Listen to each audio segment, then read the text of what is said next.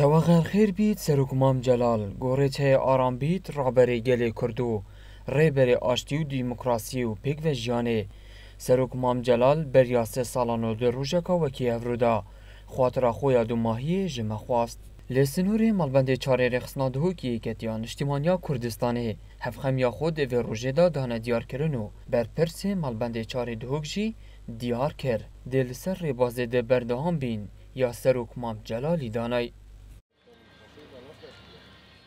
بۆ ئێمەش هەرێمی کوردستان شتێکی شاراوە نییە لە دوای کۆچی دوای سەرۆک مام جەلال لاەنە سیاسەکان و میلەتەکەمان بەگشتی یەکڕێز و تەبانی و ناکۆچی قوڵمان هەیە تا ئێستا و هیچ کەسێک و هیچ سەرکردەیەک نەیتوانیە ئەم ڕۆڵەی سەرۆک مام جەلال بژێڕی تا ئێستا. ئێمە بۆ چارەسەرکردنی کۆی کێشەکان لە هەرێمی کوردستان و لە عێراق پێویستە بگەڕێنەوە بۆ سەر ڕێباز و سیاسەتی سەرۆک مام جەلال. ئێمە ئەگەر ئەم ڕێبازە و بە تایبەتی بۆ سەرکردەکانی یەکێتی و کورد ئەگەر ڕێبازی سەرۆک مام جەلال پەیڕەو بکەین دڵنیام کۆمەڵێک کێشەی گەورە کە بەرەوچی وڵاتەکەمانی گرتووە چارەسەر دەبێت. ڕێبەری شۆڕەشانوویە گەلێ کورد سەرۆک مام جەلالی خەباتەک و هێزەکە مەزن هەبوو ڕۆلێکی کاریگەر دپێک و ژیان و دادپەروەری و مافێ نەتەوایەتیدا لە عێراقی بگشتیدا هەبوو کادرێن پێشکەفتیین ئێکەتیەژی دیارکردن ji دەستدانا سەرۆک مام جەلال خسارەتیەکە مەزنە. پێشمەرگاتیە دوور و درێژدا gelek xelkê aza û qehreman min dîtin bes xwedê min kes wek wî nedît. Li ber hindê eger bêjin kurtî ez pişim tiştekê bêjim belkî hindek xelkê tiştê teqebil jî nekir.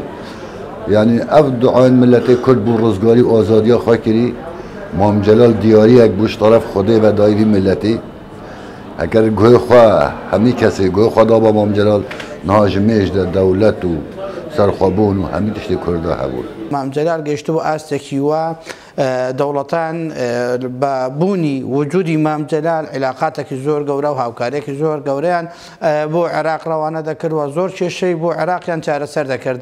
بەداخەوە کۆچکردنی مام جەلال کەلێنێک بوو بۆ عێراق و بۆ کوردستان زۆر هەوڵماندا و هیوایەتمان بۆ مام جەلالێکی دروست بیتن. ئینشاءالله ئێمەی کورد بە عام کە ئەو فراغەمان بۆ دروست بوو هەمومان ببین بە مام جەلال. خابنی و پشتی وەغەراوی ئەو دیاربی ئەو فراغە لێ دیاربی کەسێ نەشیاوی بەڵانسی ڕاگرێت کەسێ نەشیاوی جی پەر بکرد. هێویدارم لەسەر کرداتی یەکەتی نیشتیمانی کوردستان پشتی کۆنگرێ چار و جەنابێ هەفسەرۆکە بشێن هەندێکی شوێ فراغێ داگرن داکو بشێن خزمەتە گەل و نیشتیمان بکەن چکو مام جەلال سەرکێشی ئازادیە بیە سەرکێشی دیموکراسیەتێ بیە و مەدەنیەتێ بیە و هەردەم ژی ئەو ئینسانە بیە کۆ ئارمانجاوی پێک بە ژیان و سەربەستی و ئازادی پێک ببێت.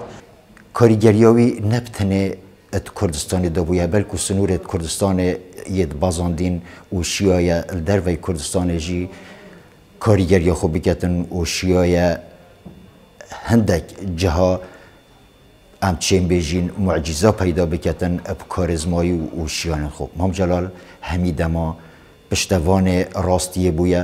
سەرۆک مام جەلالی زیرەتر ji 5 ساڵن bê rawestiyan xebat bû bi destveynana mafên netewatî û dîmokrasiyên gelê Kurd xebat kiriye. Lê piştî hevrekiyek digel nexweşiyekê û beriya 3 salan wekî evro li welatê Almanya Serok Mam Celal wexera dumahiyê kiro li bajarê Silêmaniyê û li Debaşan bi xak spart. Ji ber rolopêgihê wî yê karîger di hukmraniya Iraqê da bûşayeka mezin li Iraqê diyar bû.